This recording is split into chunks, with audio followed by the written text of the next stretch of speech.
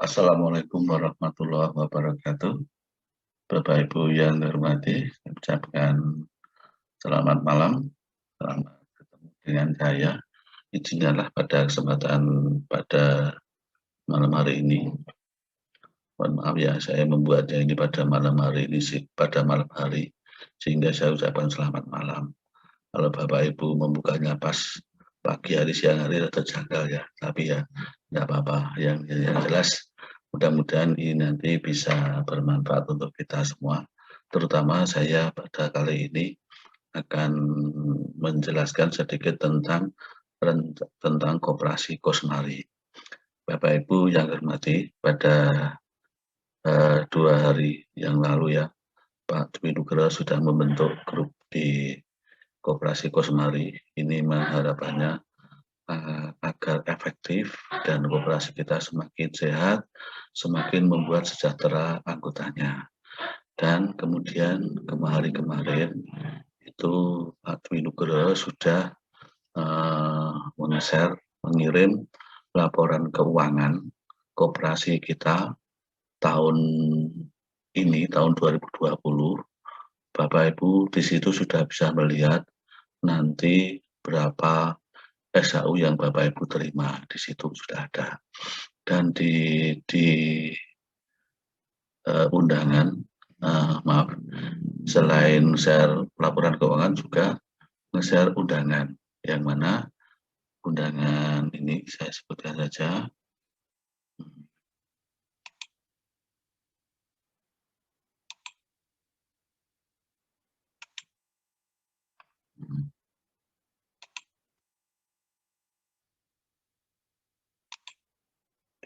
Untuk undangannya, ini laporannya.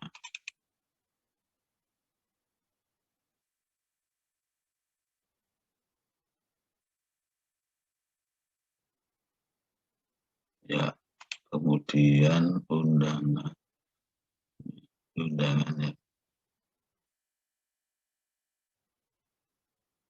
Ya, ya, oke. Ya, Bapak Ibu, mungkin ada yang belum membuka undangannya. Jadi untuk undangan RAT kita, ini RAT tutup Koperasi Kosmari tahun buku 2020. Insya Allah akan kita laksanakan besok hari Senin, tanggal 15 Maret tahun 2021, pukul 13, tempatnya pakai aplikasi Zoom Meeting. Dan nanti linknya akan saya berikan, akan saya share di grup ini, ya paling tidak dari Sabtu ya hari Minggu.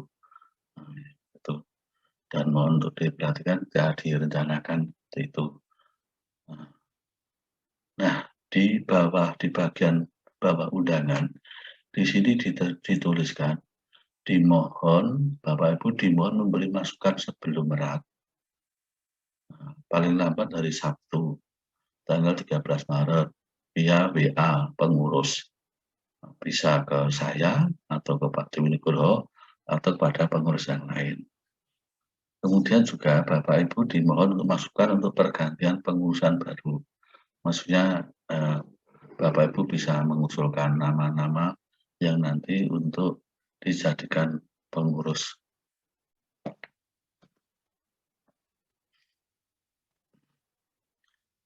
Ya, baik Bapak Ibu. Jadi untuk saat ini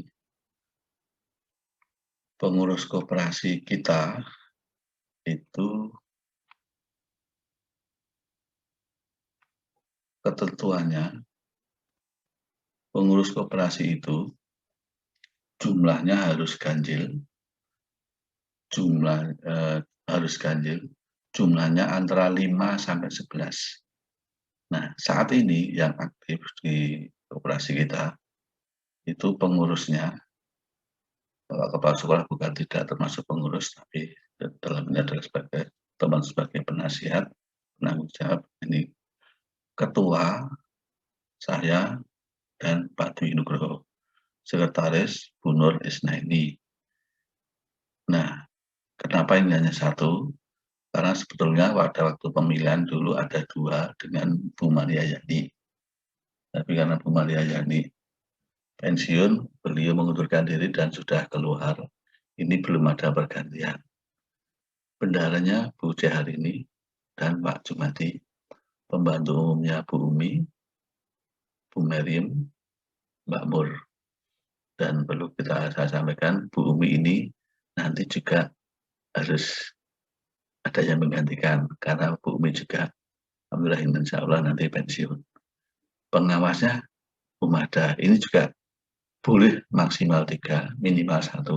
Kalau 2 enggak boleh, karena ini jumlahnya juga harus ganjil. Ini besok kalau saya mengusulkan ya ini dilengkapi. Pengawasnya ya ono 3, sekretarisnya ya ono 2, sehingga jumlahnya nanti pas ini.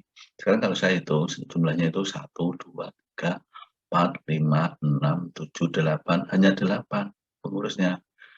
Nah, ini sebetulnya enggak boleh, harusnya itu 7 atau 9. Nah, besok kita lengkapi jadi 9. Tuh.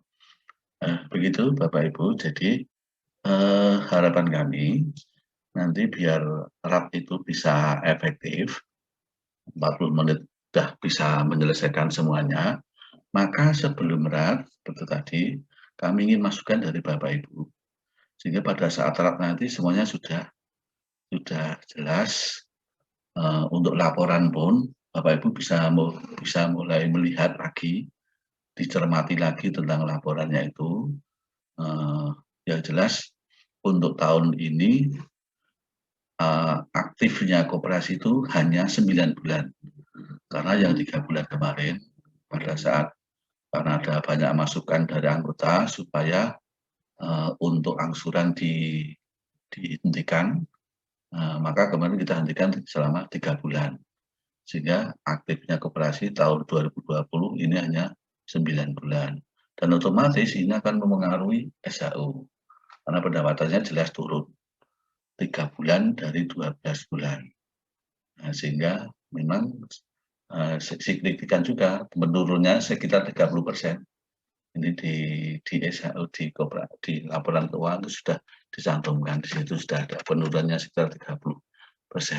Tapi alhamdulillah untuk yang lain-lain kita sudah baik, laporannya sekarang sudah sesuai dengan standar baku se-Indonesia, laporannya seperti ini.